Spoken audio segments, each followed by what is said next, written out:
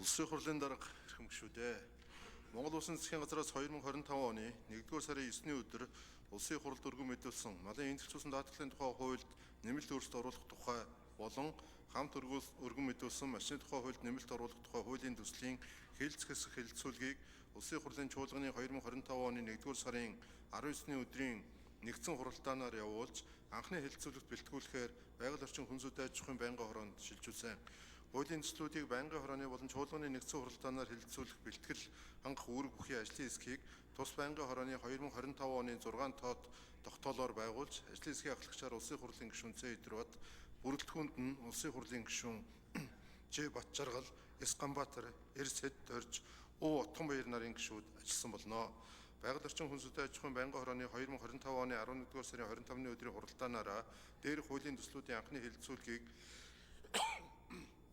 Монгол Улсын хурлын чуулганы хуралдааны дэгийн тухай хуулийн 39-р зүйл заасны дагуу явуулж хуулийн төслийг зүйлбэрээр хэлэлцлээ. Ажлын хэсгээс даатгагч гэрээний хугацаанд ус цагуур орчны хяналт шинжилгээний асуудал эрхэлсэн төрийн захиргааны байгууллагын гаргасан урьдчилсан мэдээ, статистикийн асуудал эрхэлсэн төрийн захиргааны байгууллагын гаргасан сумын малын хоригдлын дүнд үндэслэн нөхөн төлбөрийг нэг удаа урьдчилан олгож болох.